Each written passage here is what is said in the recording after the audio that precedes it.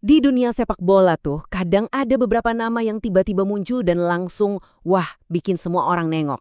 Hari ini kita bakal ngobrolin salah satu talenta paling bersinar itu, Arda Güler, seorang anak ajaib dari Turki yang perjalanannya sekarang jadi sorotan dunia. Dari awal banget dia udah dapet julukan yang bebannya berat banget. Messi dari Turki. Gila kan? Perbandingan ini tuh bisa jadi pedang bermata dua, bisa jadi berkah, bisa juga jadi kutukan. Tapi julukan ini ada alasannya, dan dari sinilah kita mulai bedah fenomenanya. Jadi, apa sih yang bikin anak 19 tahun ini spesial banget? Yuk kita bedah bareng-bareng perjalanannya, keahliannya, sama mentalitas yang ngebentak Arda Güler jadi sehebat sekarang. Oke, semua cerita hebat pasti punya awal kan? Nah, kisah Arda Güler ini dimulai di kampung halamannya, Turki.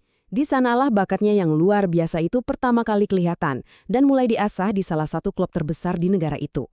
Coba deh, lihat seberapa cepat perkembangannya. Gak sampai 4 tahun loh dia berubah dari pemain akademi yang katanya bagus, jadi pahlawan di final Piala Domestik. Ini bukan sekedar naik kelas biasa, ini loncakan yang luar biasa.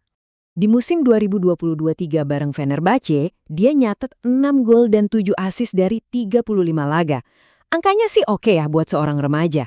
Tapi, percaya deh, statistik ini bahkan belum ada apa-apanya. Yang nggak bisa diukur angka tuh, sihirnya dia, kecerdasannya dia setiap kali bola ada di kakinya. Nah, sekarang kita masuk ke bagian yang paling seru nih. Kenapa sih julukan Messi dari Turki itu nempel banget? Apa aja skill unik yang bikin dia disamain sama salah satu pemain terhebat sepanjang masa? Ini nih yang dilihat para analis waktu nonton dia main. Kontrol bolanya itu kayak pakai lem, nempel banget di kaki.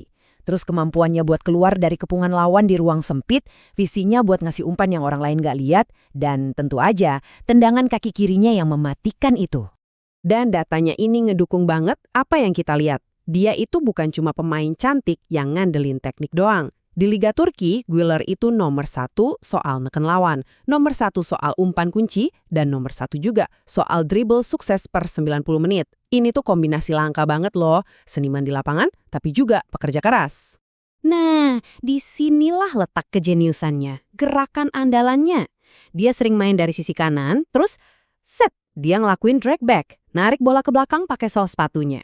Gerakan simple ini langsung bikin back lawan oleng, dan dalam sekejap dia udah ngasih umpan matang ke temennya. Sederhana, cerdas, dan efektif banget. Dengan bakat segede itu, ya pindah ke klub raksasa udah pasti bakal kejadian. Dan bener aja, tahun 2023 Arda Güler ngambil langkah besar gabung ke Real Madrid. Sebuah langkah yang pastinya datang dengan ekspektasi dan tekanan yang super tinggi. Dealnya itu di angka 20 juta euro. Tapi ada yang menarik nih. Güler sendiri yang minta Madrid bayar lebih dari klausul rilisnya yang cuma 17,5 juta euro. Tujuannya apa? Biar klub namanya, Fenerbahce, dapat duit lebih. Wah, ini sih nunjukin kedewasaan yang luar biasa.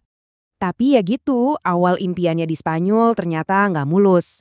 Rentetan cedera bikin dia harus minggir dulu, nunda debut yang ditunggu-tunggu banget, dan ini jadi ujian mental pertamanya di level tertinggi. Oke, bagian ini penting banget nih dalam perkembangannya. Setelah sembuh dari cedera, dia sempat susah dapat menit main, sampai akhirnya sebuah perubahan taktis ngebuka semua potensi yang dia punya di Madrid. Slide ini nunjukin perbedaannya dengan jelas banget. Awalnya di bawah Ancelotti, dia lebih sering jadi pemain sayap kanan, dapat menit mainnya juga dikit-dikit. Tapi seiring musim berjalan, ada evolusi taktis. Dia mulai dipercaya main lebih ke tengah sebagai playmaker. Nah, perubahan ini tuh ngingetin kita sama apa yang Ancelotti pernah lakuin ke Andrea Pirlo dulu. Ngubah pemain serang jadi jenderal di lini tengah. Hasilnya, dia mulai dapat kepercayaan penuh dan nunjukin kelasnya. Kata-katanya sendiri nunjukin mentalitas juaranya. Dia bilang, waktu saya nggak main itu berat. Tapi itu justru jadi bahan bakar ambisi saya. Saya nunggu momen saya. Gila kan? Bukan yang ngeluh, dia malah jadi makin termotivasi. Dan kutipan ini nunjukin betapa dia percaya banget sama pelatihnya, Carlo Ancelotti. Saya percaya penuh sama rencananya. Kalau suatu hari dia minta saya main jadi kiper, saya bakal beli sarung tangan. Wah, ini bukti transformasinya dari pemain cadangan jadi pemain penting. Dia udah nemuin perannya dan siap lakuin apa aja buat tim. Nah, sekarang kita lihat gimana semua ini mencapai puncaknya.